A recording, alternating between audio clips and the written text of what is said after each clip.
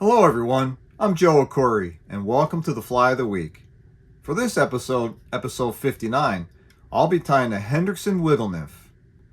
Hendrickson nymphs typically become active around the second week of April, at least in my neck of the woods, and they have a unique emergence characteristic where they swim up to the surface and then drift back down. They repeat this process for hours, for sometimes days or weeks, just until they start hatching. So this nymph that we're going to tie today will exhibit that wiggle motion where it's a jointed nymph. The abdomen is jointed with the thorax, and it closely replicates that wiggle motion. So without further ado, let's get started. All right, guys, here we go. The Hendrickson Mayfly Wiggle Nymph. And so why the Wiggle Nymph? Well, just prior to the adult stage, the nymphs of the Hendrickson typically make several false emergence. They swim up to the surface in a wiggling motion. Their abdomens are have a unique wiggling characteristic about them as they make their way up from the bottom of the stream bed up to the surface tension. And they'll sit there for a little bit and then drift back down and repeat this process over and over, sometimes for weeks. Pretty much we're going to tie two flies and combine them into one. We're going to tie the abdomen of the Hendrickson, and we're going to tie the thorax of the Hendrickson and then join them together. So yeah, this should be an exciting episode for you guys. It's not that hard, it's just time consuming. We're going to tie the abdomen first, and the abdomen I'm going to tie on a little bit longer shank hook, like a 3906B, size 14. But we're going to have to first start by straightening the eye out a little bit. So I use a pair of pliers, very carefully straighten the eye so we don't break it off. And I'm going to put that whole fly or that whole hook in the vise parallel to the tabletop like we always do. And I'm going to cover the entire shank of the hook, or most of it anyhow.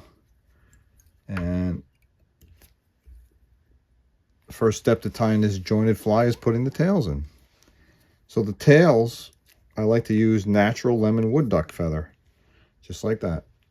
I'll take, a couple fibers, maybe 8 or 10 fibers, and strip them off and make them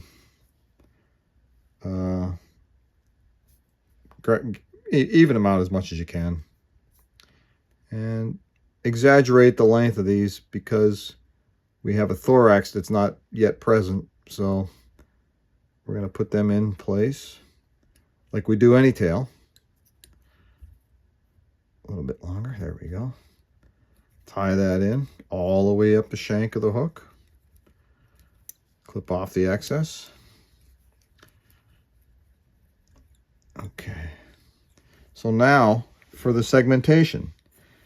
Segmentation for this abdomen that we're building, for this wiggle nymph, this Hendrickson wiggle nymph, is I like to use rod wrapping thread actually instead of copper wire. I use a brown size A rod wrapping thread. It's a braided line. I'm going to tie that in along the side, my side,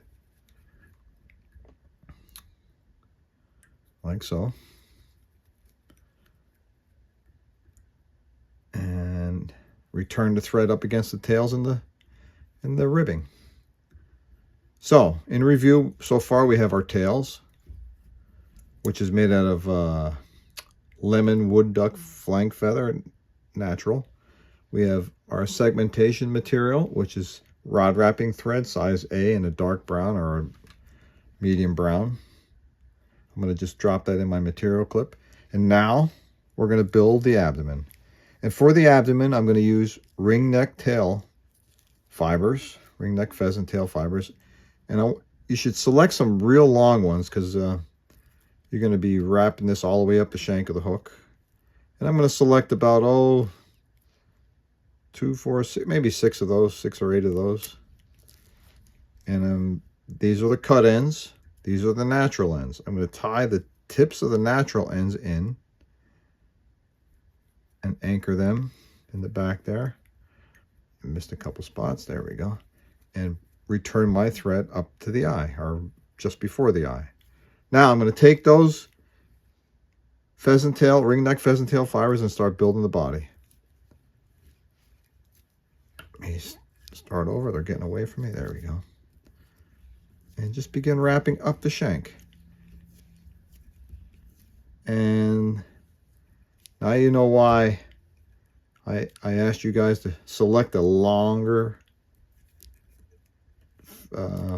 pheasant tail fibers, because you can run out really quick here. And I'm just about ready to run out here. I think I can get one more wrap in there. Got it. Okay, secure that quickly.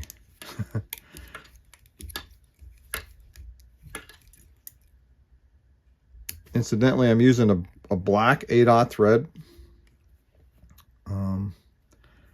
So now I'm going to take my brown rod wrapping thread and carefully segment this fly up through the abdomen and then tie that off.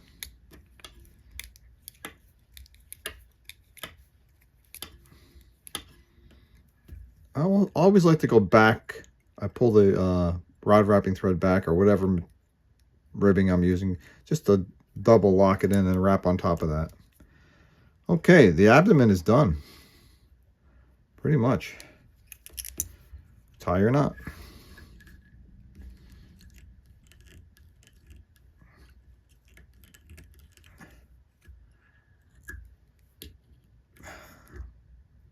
Here we go. Get your head cement, put a drop of glue on that knot. So the abdomen's pretty much done. I might get a little fancy with the tails and lacquer them up too. I'll show you, and make 3 separate tails out of them. Why not? Just before it dries, you want to separate a couple on each end. And Hendrickson nymphs have 3 tails, so there you go. Just a little fancy. Oop. Okay. I think I accidentally nipped one off there. There we go. Okay, our tails are done. Our abdomen is completely done. I'm going to take this out of the vise and just let it lay for a while. So now, for the thorax. Thorax, I'm using a shorter shank hook, a 3906 wet fly hook. And I'm going to cover the entire shank of the hook with thread. And now, there's several ways you could do it. I mean, I'm going to try to make this as easy as possible. I mean, I like to use stainless steel wire. I have access to a lot of wire, so I use it. And the wire is how I'm going to join the abdomen to the thorax. But you could use monofilament. 8 or 10 pound monofilament works really good. So what I like to do is I'm using this braided stainless steel wire. Very thin. I'm going to tie that in first. Cut a little bit of that off. Then I'm going to take my finished abdomen. I'm going to clip off the back of the hook here with my pliers. And then I'm going to attach it. I hope you can see this, guys. To the abdomen. Just like so. Nothing too hard. I'll just get it started there and then draw it in. Keep the monofilament or the stainless steel wire or whatever you choose. There we go. Secure that in.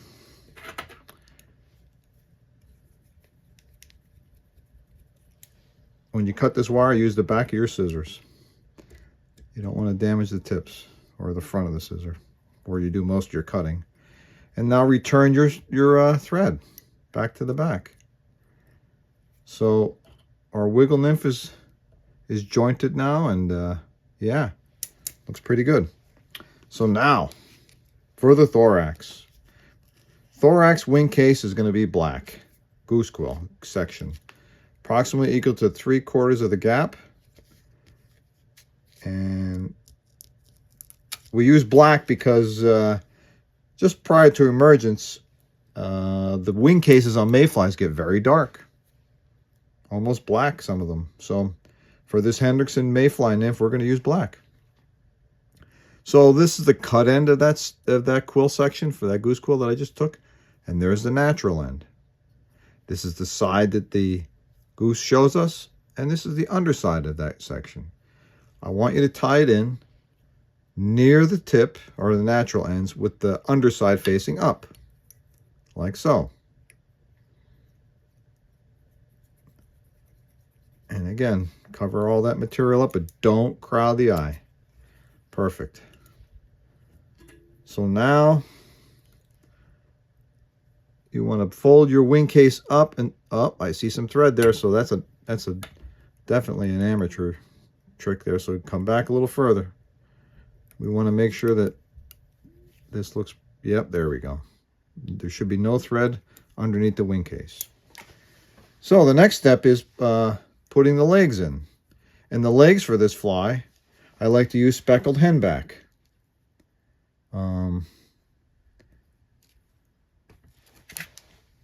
Nice feather there. Compliments of Seidling Hill Hackle, Evan Brandt. Great hackle. Great guy. So let's take and draw these fibers down and even some out here. That looks really good. Yeah, I'm going to grab the tips of those and pull them away. These are now going to be attached to the front of this thorax, like so. We want the length of the legs to be approximately equal to the shank of the hook. I'm a little long. Let's draw them in a little bit. There we go. And when you secure them, don't crowd the eye. For whatever you do, do not crowd the eye. Okay.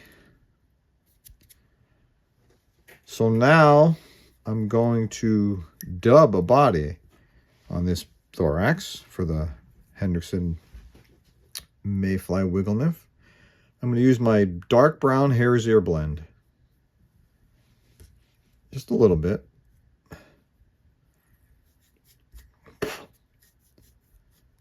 We'll get that going.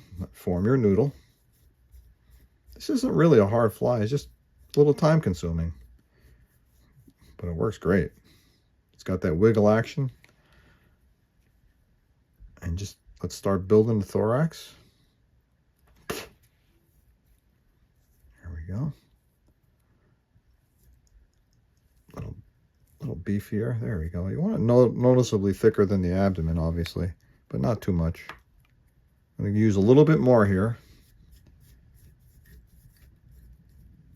And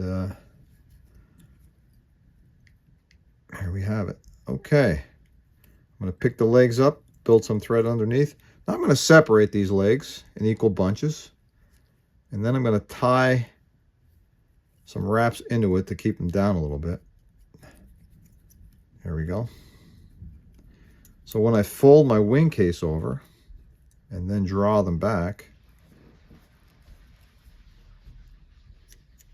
it should be a nice effect. Perfect. So once that's secure, clip off the excess wing case material, tie that down, build a little foundation for your head, like so. Tie your knot.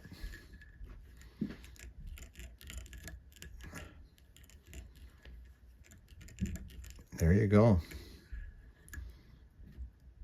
Good looking nymph there, man. Get your head cement.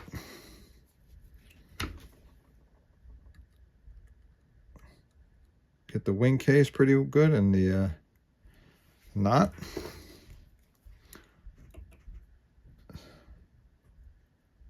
Excellent.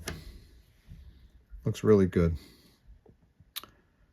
You can see the jointed tail, how it just flops all over the place, and that'll mimic that emerging characteristics of the Hendrickson Mayfly Nymph.